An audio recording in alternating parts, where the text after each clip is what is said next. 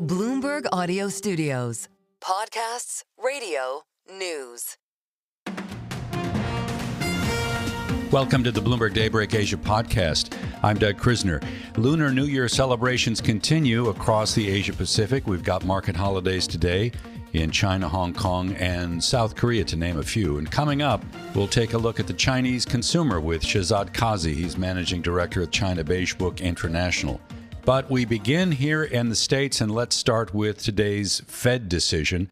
And to help shed some light, let's bring in George Cipolloni. He is portfolio manager at Penn Mutual Asset Management. George, joining from just outside Philadelphia. Thank you, sir, for making time to chat with us. I think Powell was pretty clear. The Fed does not need to be in a hurry to lower interest rates. Can you understand why, or do you disagree with his position? Hey, Doug, great to be with you. I completely understand his position and his standing, and I think there's one. So if you read through the text, there's one omission that's clearly important. And so the last statement was inflation has made progress towards the committee's 2% objective, but remains somewhat elevated. That was from the last meeting. In this meeting, they took out a lot of those words, and now they just say inflation remains somewhat elevated. And I think that's absolutely the most accurate way he could describe it. And I think that's the reason why they stood pat and sounded a little bit more hawkish than maybe the market expected, because obviously we saw the stock market pull back right away. The bond market pulled back.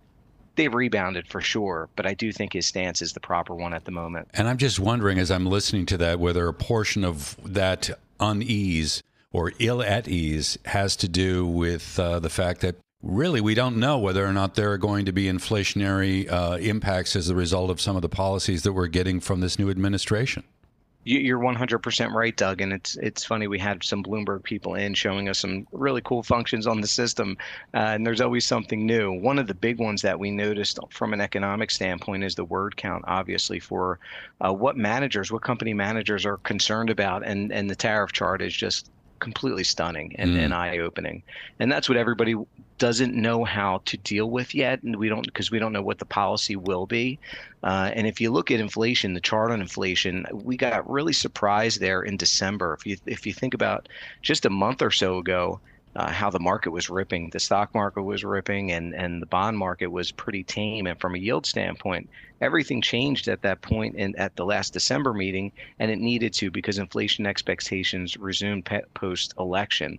And so now we have a lot of uncertainty about, okay, will we get back to 2% inflation?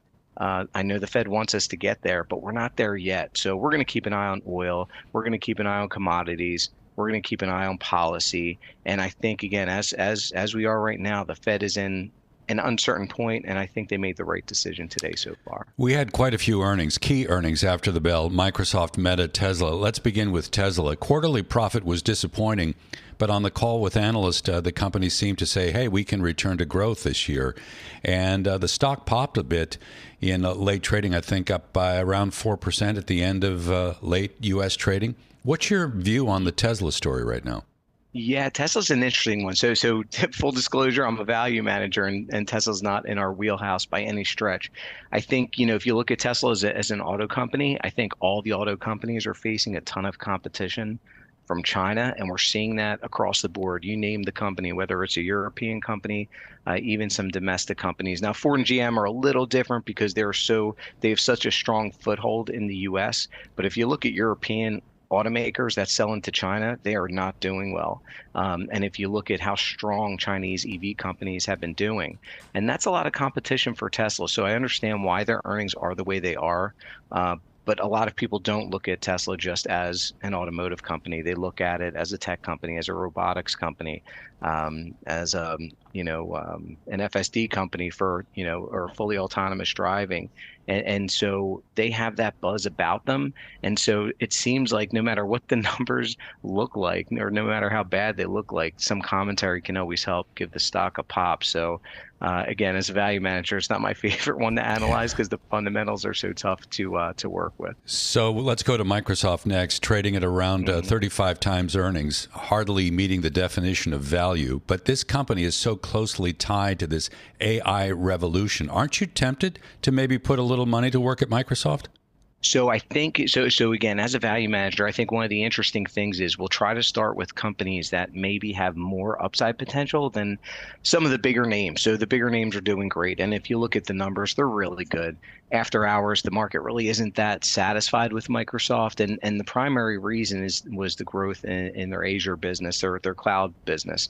And so if you look at what the commentary was, it was really, really telling. And this is going to go back to your point.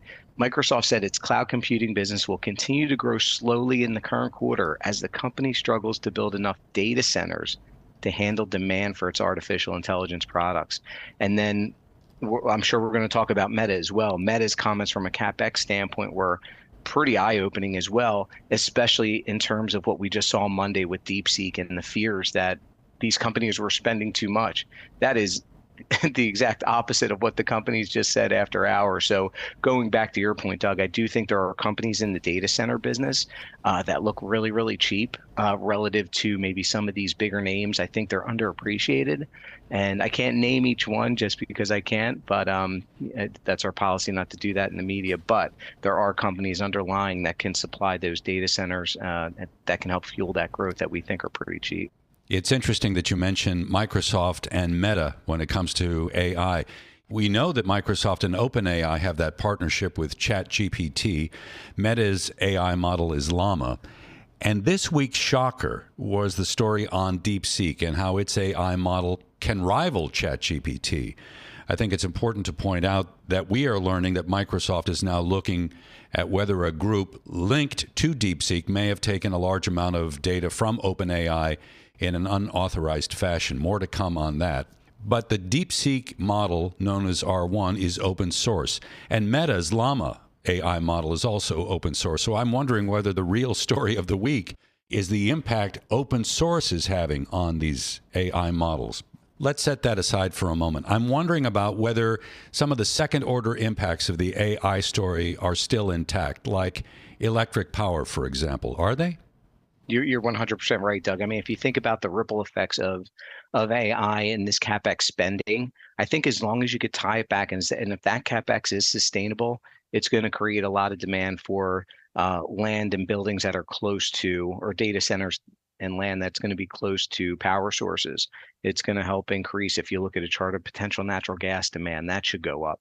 And then again, it's funny because the ripple effects work both ways, and a lot of those companies that benefited over the last year from this AI buzz all got hit on Monday pretty severely. So again, I think Zuckerberg's comment was pretty telling as well, saying his consumer AI offering is going to be one of the most transformative products that we've ever made.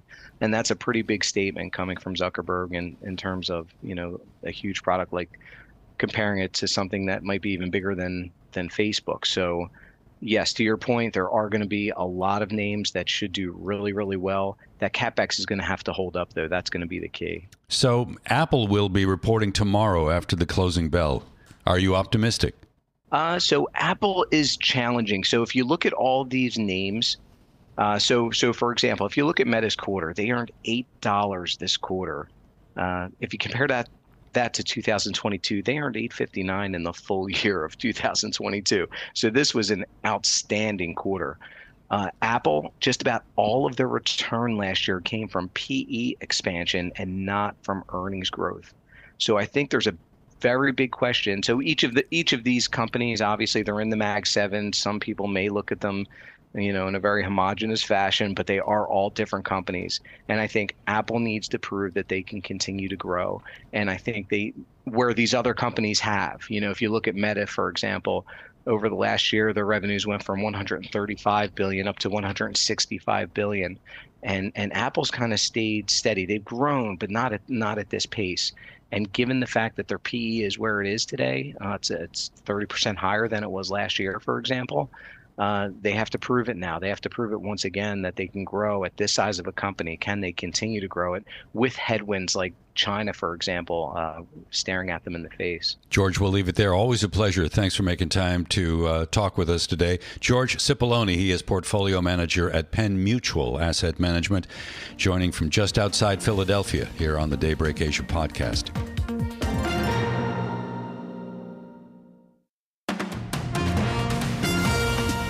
Welcome back to the Daybreak Asia podcast. I'm Doug Krisner. Many countries across the APAC region are enjoying Lunar New Year holidays, so markets will now be keenly interested in the high-frequency data tracking consumer spending across the region. For a closer look, I'm joined now by Shehzad Qazi. He's managing director at the China Beige Book International. Shehzad, thank you for making time to chat with us. Let's begin by talking about consumer behavior. What are your expectations?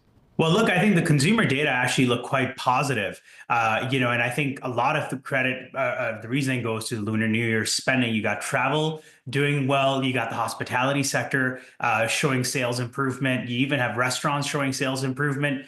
You even have retailers actually ramping up hiring. So I think the expectation is that consumers are going to come back and spend more money, this year than they have in the last probably couple of months, maybe even compared to last year. So how are you evaluating, let's talk about China here, the overall Chinese economy at the moment? What does it look like to you in terms of its strength or perhaps weakness? Look, I think the beauty is very nuanced right now. The economy is certainly not, shooting upwards to the moon, so to speak, but it's absolutely not falling apart. You've got a story where there's a lot of semblance of stability, a word, of course, that the Communist Party loves, compared to where things were a year ago, and an improvement over what was a weak December and all around slower Q4. So the latest PMI reading is, as I recall, on the manufacturing side, continued to show contraction. Isn't that concerning to you? I don't buy that the economy actually was in any kind of outright contraction heading into the beginning of this year. To be honest, Doug, I wouldn't be surprised if a lot of that is just lagged weakness from late last year finally being reported in official data. How are you understanding the risk of tariffs to the overall manufacturing sector in China right now? Yeah, I think, overall, if the economy is doing all right, that brings down the pressure on Xi to do large scale stimulus. The big risk factor then is what happens with tariffs. If they do get hit with tariffs, then, of course, they are going to have to step it up to provide additional support to the manufacturing sector, which already, of course, gets quite a lot of help in terms of subsidies, zero interest rate loans, and so forth. But Beijing, I think, will step up the support for its factories. Today in the U.S., we had news that the Trump administration is exploring additional curbs on the sale of certain NVIDIA chips to China. This would be kind of a continuation or maybe a deepening of some of the export controls that were initiated under the Biden administration. It seems like, certainly in the area of high technology, things are maybe going to get a little bit more tense between these two powerhouses and not any less so. That's absolutely correct. But here's the reality. We can talk a big game here in the U.S., but the Chinese are still being able to access American chips, including high-end technology. So export controls are incredibly complicated, to say the least. And the administration, if it's serious about export controls, is going to have to figure out what the game plan is and learn from the lessons of the last 4 years, where clearly a lot of stuff leaked through. Yeah, we have also news today that Microsoft and OpenAI are investigating the actions of a group that was linked to the Chinese AI startup DeepSeek. Now, this group may have taken large amounts of data from the company OpenAI in an unauthorized fashion. That seems like it's just going to fuel this tension even further. I mean, what is the risk here between the U.S. and China when it comes to technology, away from semiconductors? Well, so technology theft, of course, is an everlasting problem in the U.S.-China relationship. This may be just a latest example of it. I think the question is the current administration going to take any of this seriously? And really, it just boils down to the president. Is the focus there? Is this going to mean much, or is the focus just going to continue to be on things like the trade imbalance? Because that will lead to two very different types of policy prescriptions and actions. And of course, tariffs are not going to necessarily solve this problem, which, as we said, requires vast amounts of export controls and things of that nature, more than just tariffs. I think it's a well-worn narrative, this deflationary pressure that China has been enduring for a while now. It feels as though it's been a couple of years. And it also feels as though it's becoming a little bit more protracted. I'm curious, does that concern you at all? We're going to start getting more and more concerned if we see these low levels of inflation persist. One thing I always like to point to is that consumer inflation has not yet been hit by outright deflation, unlike what has happened on the industrial side. If that happens again, the pressure on the Communist Party, and I think Secretary Xi, goes up to figure out what to do. And guess what? They are not very good at, and I'm not sure they even know how to do consumer side stimulus, real consumer stimulus, which means that the economy could get into some serious hot water. Isn't that what's really necessary right now, to try to find an effective way of stimulating domestic demand? They have to do some amounts of stimulus. They're not in so much trouble that they need to necessarily do these sort of big bazooka style spending. But again, here's the thing. Xi cares much less about the stock market and, quite frankly, much less about economic growth than he does about national security. I think he's made it very clear that it's the national security, aspects that he's going to focus on, whether it's independence in the tech sector, whether it's military dominance within the region, and so forth. He may be willing to live with a low growth figure as long as he can pursue those goals. Do you see a policy prescription on the horizon, anything that the government may unveil or initiate to try to address some of the problems that we've been talking about? I think they're taking a piecemeal approach, which again makes sense because they're not trying to post these large GDP growth figures anymore. They know it's easily sub 5%. They'll live with something closer to 4 as well, even if they announce larger numbers. So I don't see anything on the horizon for the so-called big bang stimulus that markets have been cheering every few months now. So I'm looking at the offshore currency right around 726 or so. Is this something that you expect will weaken in terms of the yuan's relationship with the dollar? I know that they use the basket in a lot of the weighting when they set the daily reference rate, but I'm just talking about the yuan's relationship with the dollar right now. Are you expecting that to weaken further? Look, we could get additional yuan weakness. They're going to be very careful about that. They don't necessarily need the yuan. They do not want the yuan to weaken too much. And they also want to be very careful about anything that starts to look like it's a currency deval. So, they are not looking to antagonize necessarily the administration right now. And if the yuan weakens too much, on top of all the other problems that the administration could point to, currency manipulation could rise to the top very, very quickly. We'll leave it there. Shehzad, thank you so much for being with us. Shehzad Qazi, Managing Director at the China Beige Book International, joining us here on the Daybreak Asia podcast. Thanks for listening to today's episode of the Bloomberg Daybreak Asia Edition podcast. Each weekday, we look at the stories shaping markets, finance, and geopolitics in the Asia Pacific. You can find us on Apple, Spotify, the Bloomberg Podcast YouTube channel, or anywhere else you listen. Join us again tomorrow for insight on the market moves from Hong Kong to Singapore and Australia. I'm Doug Krisner, and this is Bloomberg.